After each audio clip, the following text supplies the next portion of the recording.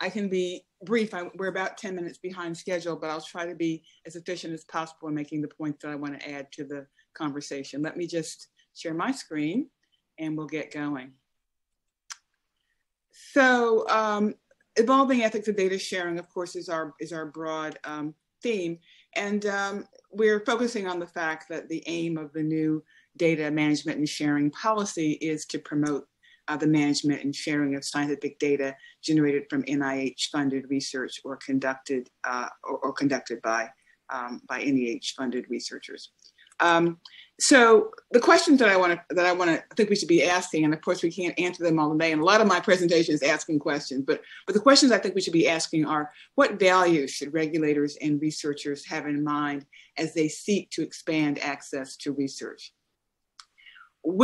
Secondly, will the fair enforcement of the new policy be challenging due to some of the flexibility and contextualism that's built into the way the policy is described and framed? Third, who really is intended to benefit from the new rules? And who will in fact benefit, right? So is it the general public? Is it the research community? Is it government agencies themselves? Who are the beneficiaries and who will in fact be the beneficiaries? And then finally, does an emphasis on reducing barriers and increasing incentives place the data of vulnerable populations at greater risk of wrongful disclosures? Those four questions I think come to mind immediately when one begins to think about this new NIH policy. So we then, with those questions in mind, we generate other questions about whether researchers who are in this context can ethically collect and document data. Of course, we wonder how. We've heard a little bit about that already. Can they ethically possess and use and own data? Can they secure, share, publish, disclose sensitive data? Can they comply with legal and agency implementation of policy like the HIPAA and the Common Rule and the confidentiality certificate rules and the NIH policies, et cetera?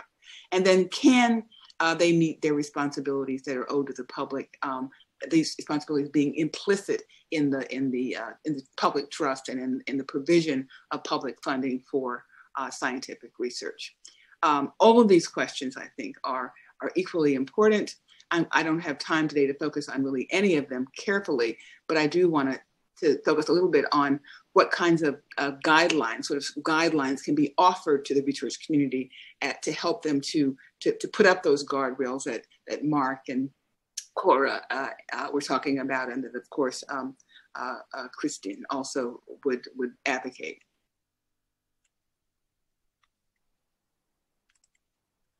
So what are the deep values that are at stake here? I mean, one of the things which we haven't talked about yet in this panel are what exactly are the ethical values that we're trying to promote.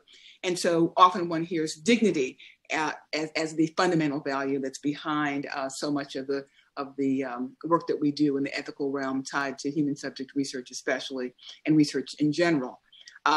Autonomy of subject, that's why we care about consent. We care about consent because of autonomy and dignity. We also care about privacy because of autonomy and dignity. And we care about human welfare and the welfare of our communities and of our country and of our planet. And so welfare is also one of the fundamental ethical objectives. I think that it's probably more helpful to talk narrowly about ideals of autonomy and dignity and welfare than generally about justice. But I think that justice also incorporates concerns for those three values. I live in two different worlds. I live in the world of biomedical ethics and human subject research, where I do a lot of work on privacy. And I also live in the legal world that Kristen lives in, the world of lawyers who are concerned about HIPAA and GINA and the Privacy Act and Gramm-Leach-Bliley and all the other privacy laws, COPA, all the laws that we worry about in the privacy realm. And so in the legal privacy world, everybody talks about fair information practices as guardrails for managing data.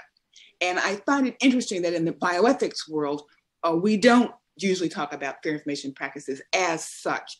But I want to encourage at this moment that we do more by way of incorporating information practices into the way we think about our roles as data managers and data sharers. So the FIPS began in the 1970s. They were actually generated by a report for HEW, the predecessor of DHHS. The OECD adopted a set of information practices promulgated worldwide, broadly adopted, different formulations in different countries and contexts, but they're increasingly recognized today as part of privacy policy as necessary but not sufficient standards for protecting privacy. So we're going to sort of pull out the privacy piece here from the other ethical concerns and focus a little bit on that.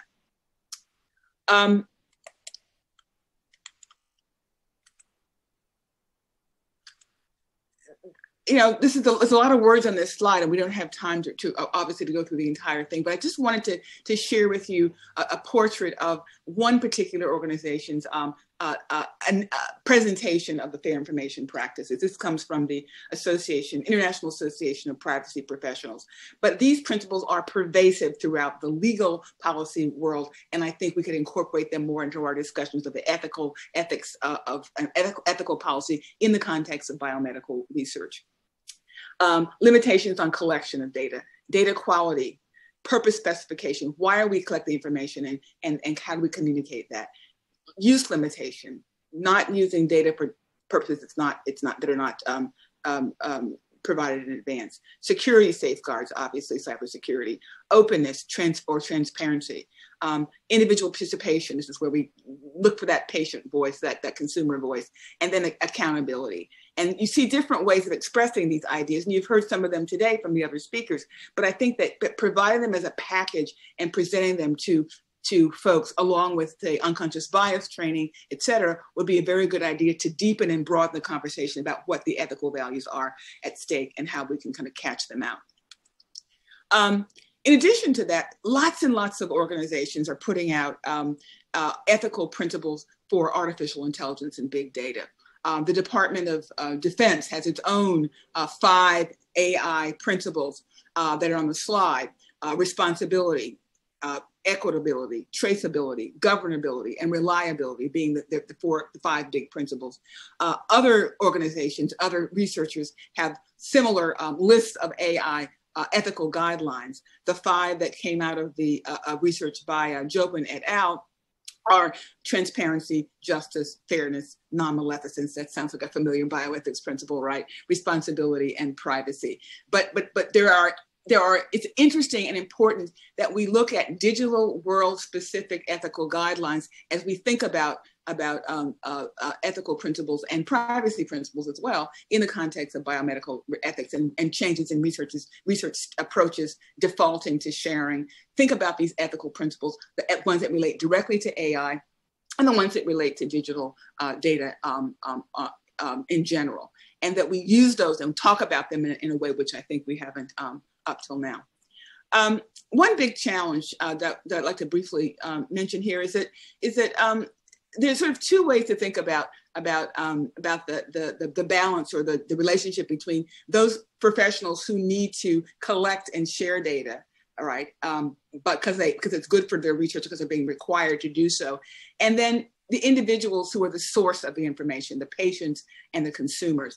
And one sort of way to think about that relationship is sort of the researcher in the white coat and the patient consumer on the other side of the table having a friendly conversation in which the person in the white coat persuades the person in the pink blouse to participate in the research and to give her informed consent.